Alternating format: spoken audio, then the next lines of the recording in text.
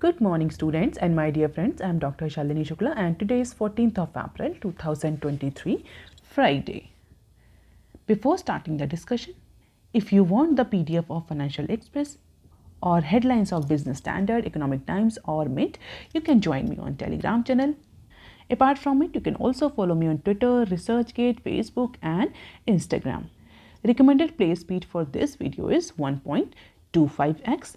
Thought of the day is if there is no struggle, there is no progress.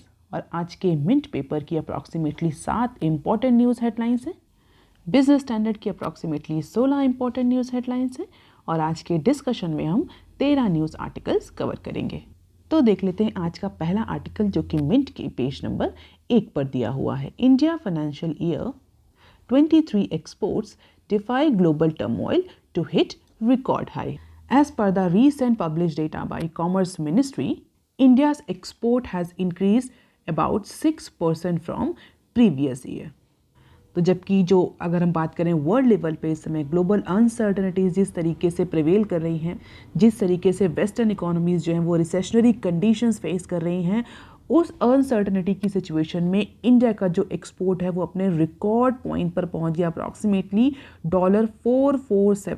$447 billion का India ने export किया है goods केवल in financial year 23।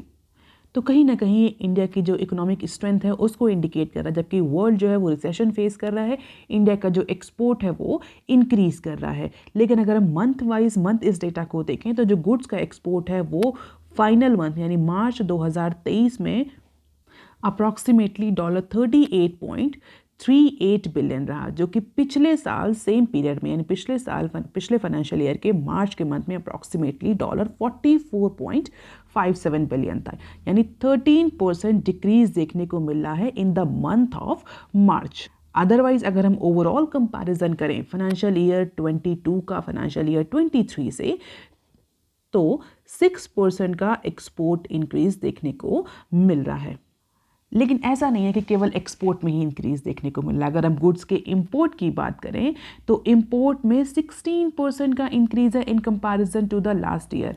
यानी अगर एक्सपोर्ट 6% से बढ़ रहा है इंडिया का, तो इंडिया का जो इंपोर्ट है वो 16% से बढ़ रहा है इस फाइनेंशियल ईयर में, जिसकी वजह से जो गुड्स ट्रेड डेफिसिट है वो अपने हाईएस्ट एवर मार्क पर पहुंच गया है। अप्रॉक्सीमेटली $267 बिलियन का ट्रेड डेफिसिट इंडिया ने रजिस्टर किया है इस फाइनेंशियल ईयर में, जो कि पिछले साल यानी फाइनेंशियल ईयर 22 में अप्रॉक्सीमेटली $191 बिलियन था। और इसके कई सारे रीजंस हो सकते हैं। इंडिया में बहुत सारी कमोडिटीज़ ऐसी हैं जिसके लिए रॉ मटेरियल जो है वो बाहर से मंगवाना पड़ता है। कभी कभी सेमी फिनिश्ड गुड भी मंगाए जाते हैं, जिसकी वजह इंटरमीडिएट गुड्स भी मंगाए जाते हैं, जिसकी वजह से हम यहाँ पर असेंबलिंग या फाइनल प्रोडक्ट जो है वो प्रोड्यूस कर पाते हैं। तो अगर एक्सपोर्ट इंक्रीज होता है तो ये कहीं ना कहीं ये इंडिकेशन होता है कि हमारा जो इंपोर्ट है वो भी इंक्रीज हो रहा होगा, क्योंकि हमें रॉ मटेरियल की ज़रूरत होती है, सेमी फिनिश्ड गुड की ज़रूरत होती है। And most of the cases में अगर हम देखें तो हर बार इंडिया का जो एक्सपोर्ट इंक्रीज होता है वो इंपोर्ट इंक्रीज से कम होता है। यानी हम इंपोर्ट जो करते हैं वो ज़्यादा करते हैं, हम एक्सपोर्ट जो है वो कम कर पाते हैं, जिसकी वजह से मोस्ट ऑफ द केसेस में इंडिया जो है एक ट्रेड डेफिसिट की सिचुएशन में रहता है। और इस बार यानी इस फाइनेंशियल ईयर का जो ट्रेड डेफिसिट है वो अपने हाईएस्ट एवर मार्क पर पहुंच गया। इंडिया का जो ट्रेड डेफिसिट इस बार that is approximately $267 billion.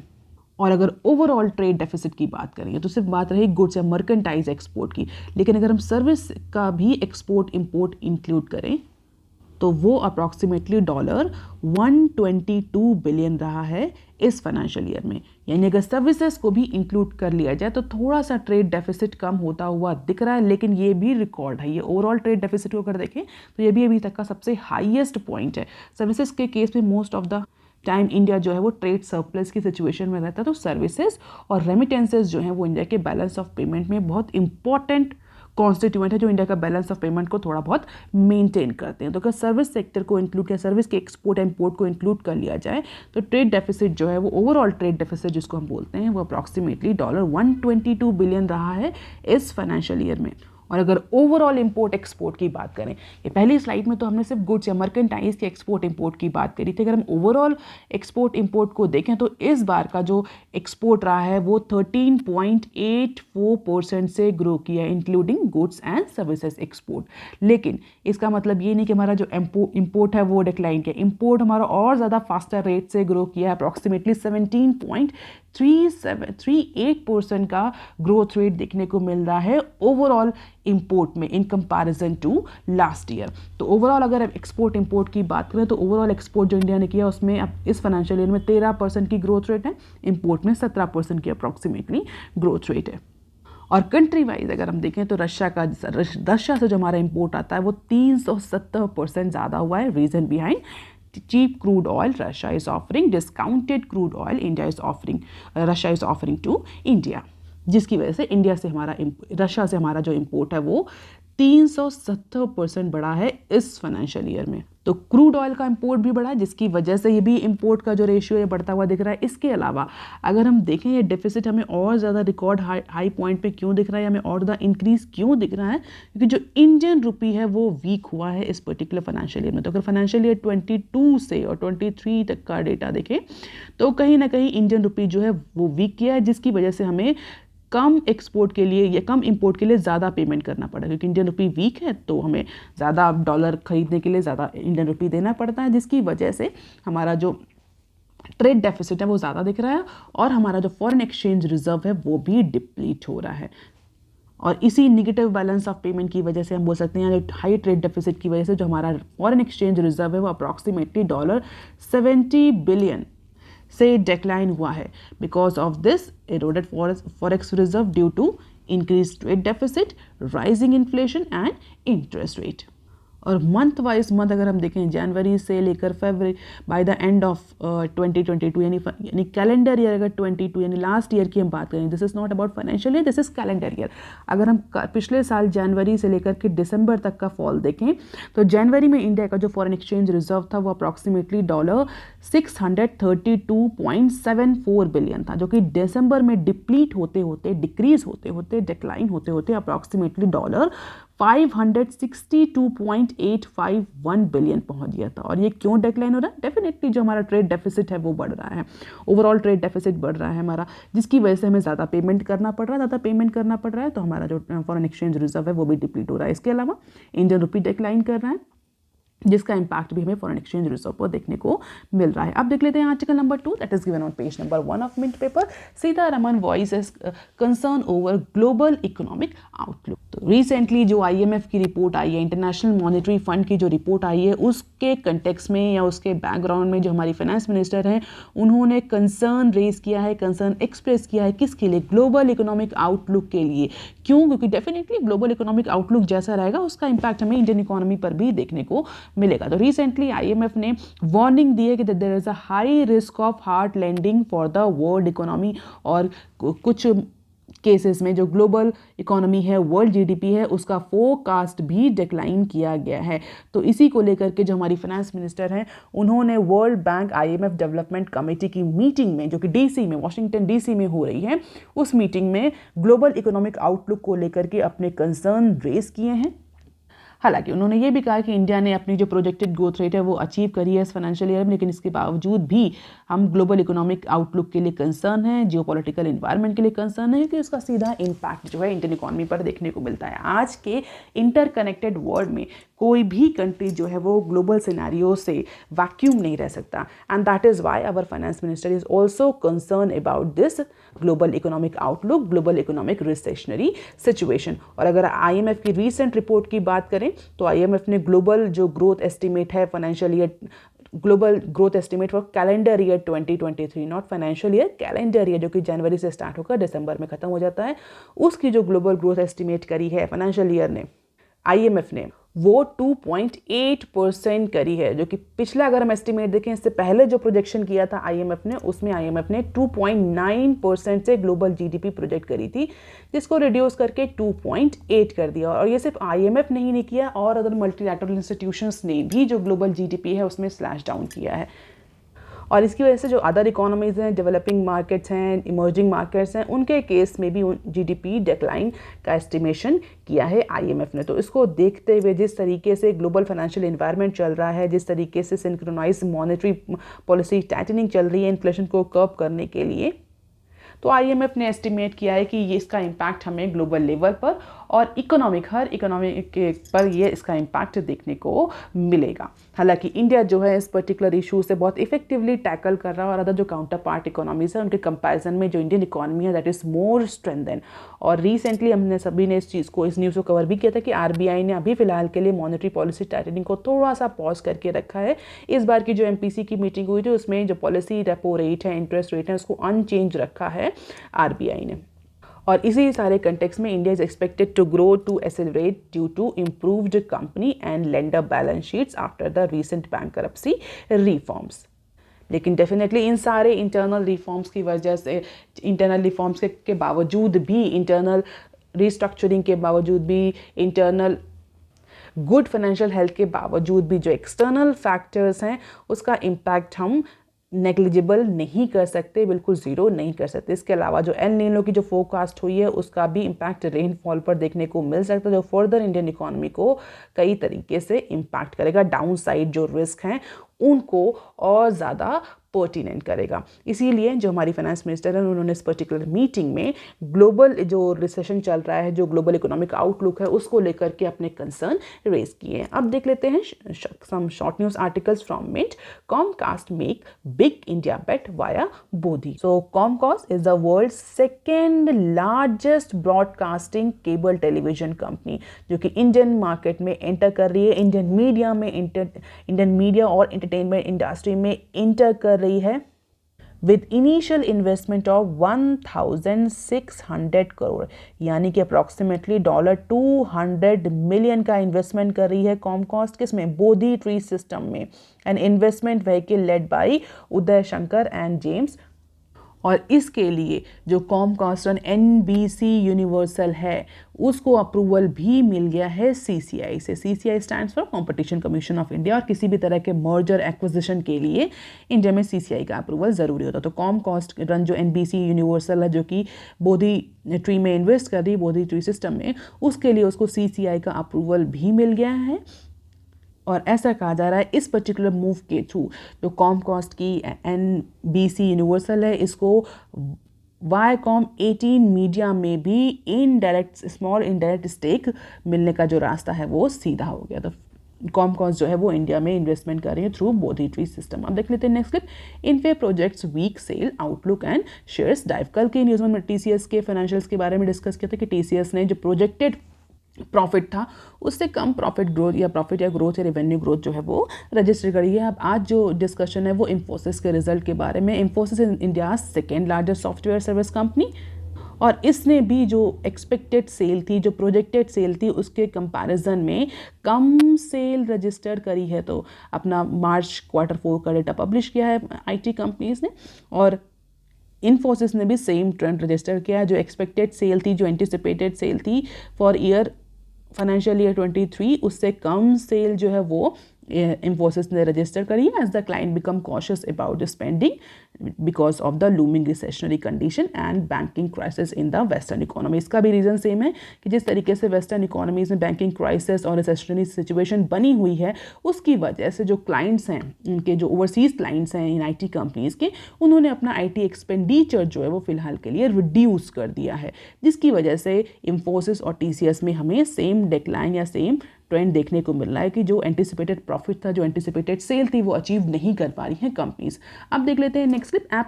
Apples India push get $7 billion output boost.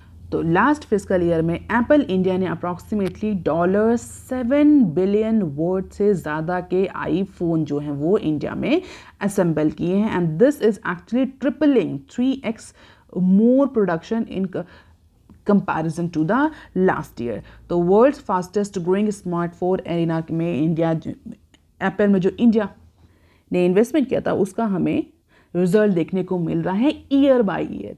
जो एप्पल का असेंबलिंग है, हम बोल सकते हैं प्रोडक्शन है एप्पल के आईफोन का, वो ईयर बाय ईयर इंक्रीज हो रहा है, और एप्पल भी आगे आने वाले टाइम में इंडिया में जो उसकी मैन्युफैक्चरिंग फैसिलिटी है, असेंबलिंग फैसिलिटी है, उसको टैप करना चाहता है approximately 7% of its iPhone, total iPhones production world wide. तो हालांकि कंपनी जो है वो अभी 7% ऑलरेडी प्रोड्यूस कर रही है, यानी जो वर्ल्ड लेवल पे जितना प्रोडक्शन हो रहा है उसका 7% असेंबलिंग जो है वो इंडिया में हो रही है इन केस ऑफ आईफोन्स। और आगे आने वाले टाइम में भी जो एप्पल्स इंडिया है वो अपना जो प्रोडक्शन बेस है वो एक्सपेंड करना चाहता है थ्रू डिफरेंट पार्टनर्स। कौन कौन से पार्टनर्स हैं? फॉक्सकॉन और पेगाट्रॉन जो इंडिया में ऑपरेट करते हैं एप्पल्स के बिहाफ पर जो असेंबलिंग करते हैं। तो Apple is exploring the different ways to reduce the reliance on China as tension between Washington and Beijing continue to escalate, जिसकी वजह से एप्पल इन सारे पॉलिटिकल इशूज़ में नहीं पड़ना चाहता। और India is a safe country और India is a secure land for which Apple wants to tap this opportunity and और इंडिया में जो उसकी फैसिलिटी है उसको और ज़्यादा लीवरेज करके ज़्यादा से ज़्यादा जो वर्ल्ड लेवल पे प्रोडक्शन हो रहा है वो इंडिया में ही करना चाहता है Apple. And as of now $7 billion के वर्थ के आईफोन्स जो हैं वो इंडिया में प्रोड्यूस हैं, जो कि पिछले साल से जस्ट ट्रिपल है। आप देख लेते हैं बिजनेस स्टैंडर्ड के article number 6 that is given on page number 4 of Business Standard. Endemic is the new normal as daily COVID cases top 10K.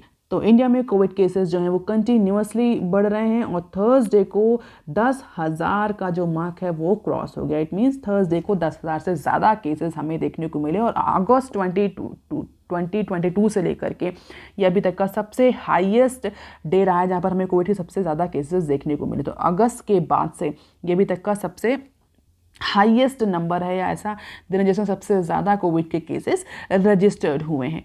हालांकि अभी कोई ऐसा साइन ऑफ इमरजेंसी हॉस्पिटल्स में नहीं देखने को मिल रहा है।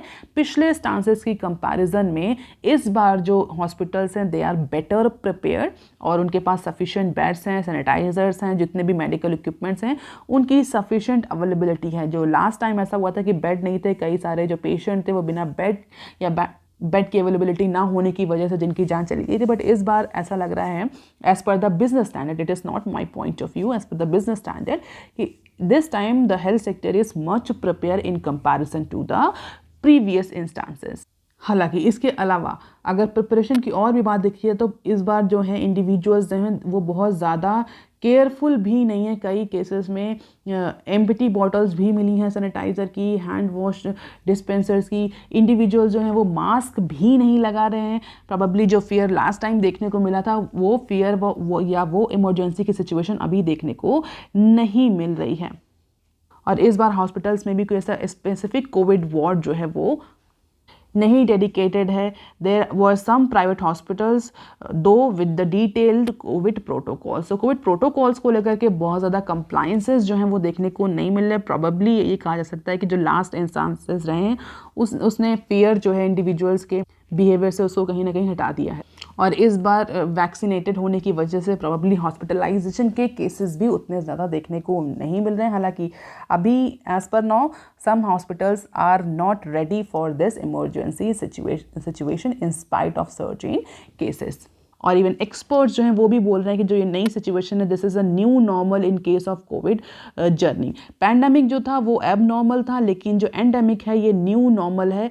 और हमने अभी रिसेंटली देखा अभी कि हर कंट्री में अलग अलग टाइम में कि कोविड के केसेस बढ़ रहे थे। इससे पहले यूएसए और जो वेस्टर्न इकोनॉमीज थे वो फेस कर रही थी, चाइना में एक अलग टाइम पे केस इंक्रीज देखने को मिला और अब इस टाइम इंडिया जैसे इकोनॉमी में ये केस इंक्रीज देखने को मिल रहा है। तो this is the endemic type situation, not the pandemic type situation. अलग अलग कंट्रीज़ में अलग अलग टाइम पीरियड में ये कोविड के केसेस इंक्रीज कर रहे हैं।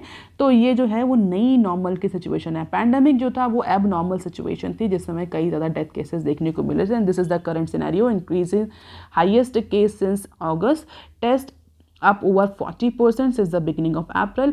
Over 100 weekly death has been reported, जो कि पिछले साल के कंपैरिजन में डिफरेंट है। हालांकि इस डेटा को लेकर भी बहुत ज़्यादा क्वेश्चन रहते हैं कि WHO का डेटा और जो गवर्नमेंट ऑफ इंडिया का डेटा रहता है उसमें डिफरेंस रहता है।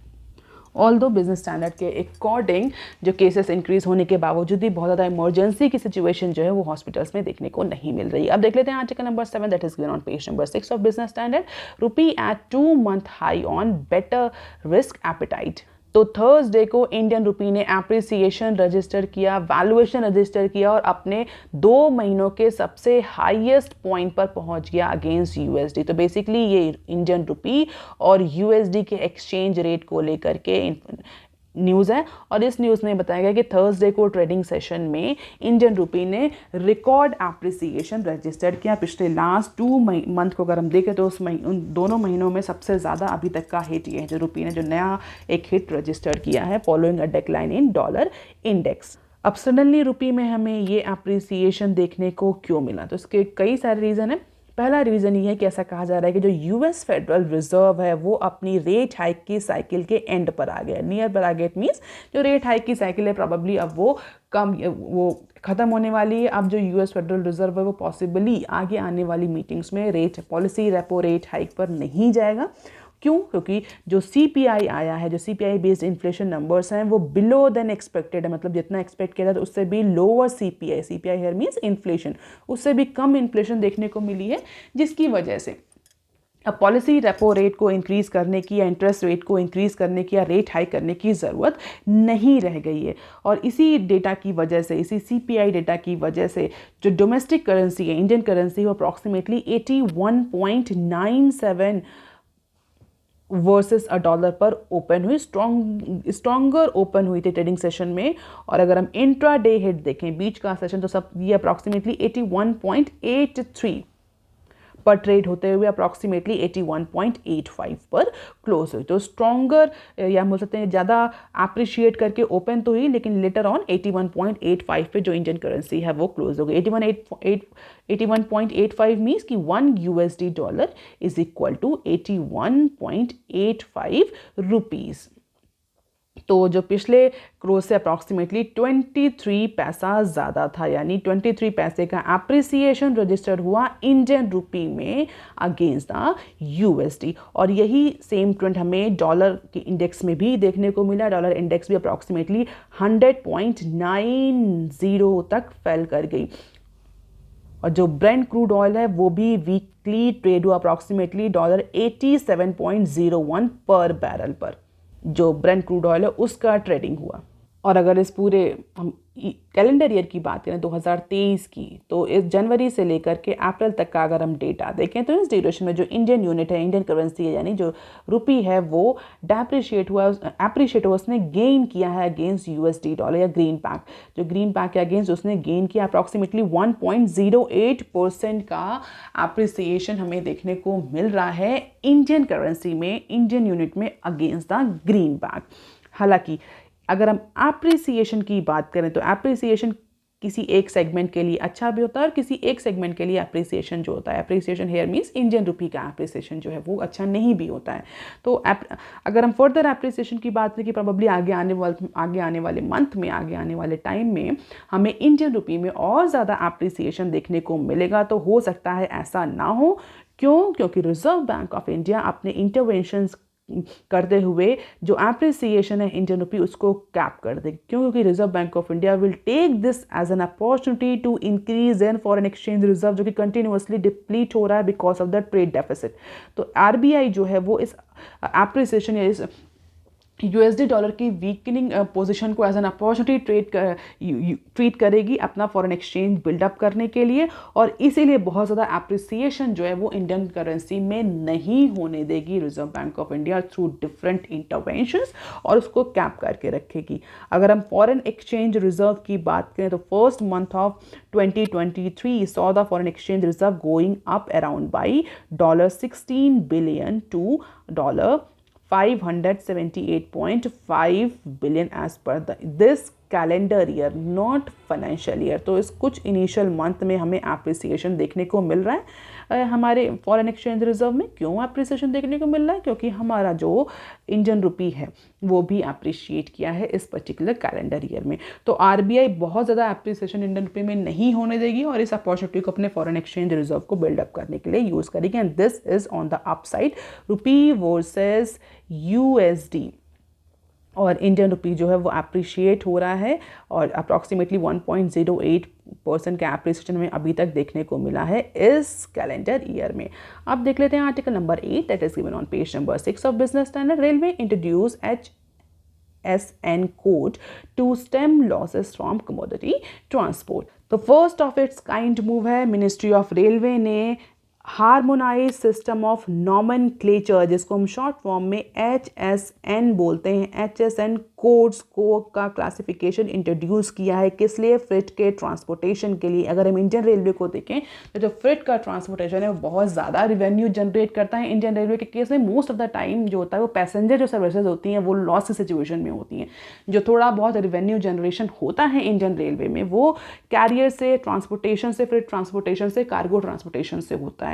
उसी को स्ट्रेंथन करने के लिए इंडियन रेलवे जो है वो harmonise system of nomenclature HSN code को इंट्रोड्यूस करने जा रही है। किस लिए? For the classification of the commodities in fret transportation. और इसके और भी ज़्यादा एडवांटेज हैं, अभी हम डिस्कस करेंगे आगे। तो इस मंथ से जो इंडियन रेलवे है वो HSN कोड को यूज़ करेगी। किस लिए? गुड्स को या जो फ्रिट्स हैं उनको क्लासीफाई करने के लिए, उनको आइडेंटिफाई करने के लिए through out the transport network. अब क्वेश्चन ये उठता है कि क्यों ये इंट्रोडक्शन किया है इंडियन रेलवे में। तो इसके बहुत सारे रीज़न हैं और इसके बहुत सारे एडवांटेज हैं HSN कोड का। पहली बात जो इंडियन रेलवे का ये कहना है कि करप्ट प्रैक्टिसेस जो हैं मिस डिक्लेरेशन ऑफ गुड्स में, उसको ओवरकम करने के लिए कई बार जो गुड कुछ और होता है, कमोडिटी कुछ और होती है और उसको मिस डिक्लेयर किया जाता है, अमाउंट को या क्वालिटी को या क्वांटिटी को डिक्लेयर नहीं करते हैं जो कैरियर्स होते हैं, जो प्राइवेट प्लेयर्स होते हैं, जो फ्रिट के ऑर्डर देते हैं। तो उस तरह की करप्ट प्रैक्टिसेस को हटाने के लिए, उस तरह की करप्ट प्रैक्टिसेस को रिमूव करने के लिए इंडियन ऑफिशियल्स ने ये HSN कोड का जो सिस्टम है ये स्टार्ट किया है।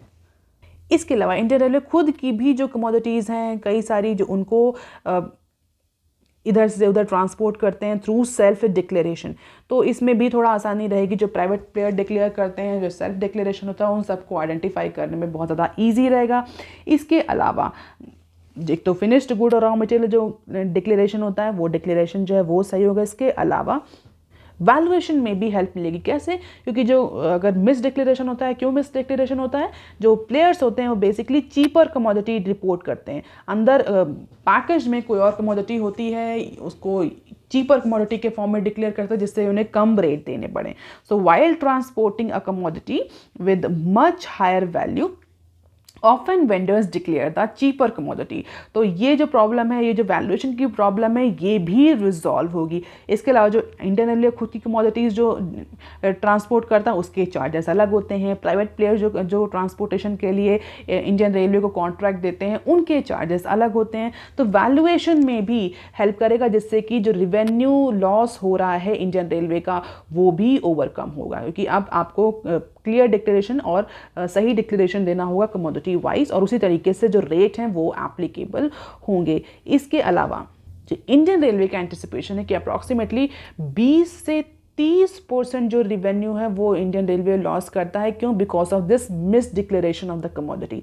जो हाई वैल्यू की कमोडिटी होती है उसको चीपर कमोडिटी के फॉर्म में डिक्लेयर करते हैं, जिसकी वजह से 20 से 30% का एनुअल रिवेन्यू लॉस होता है इंडियन रेलवे को।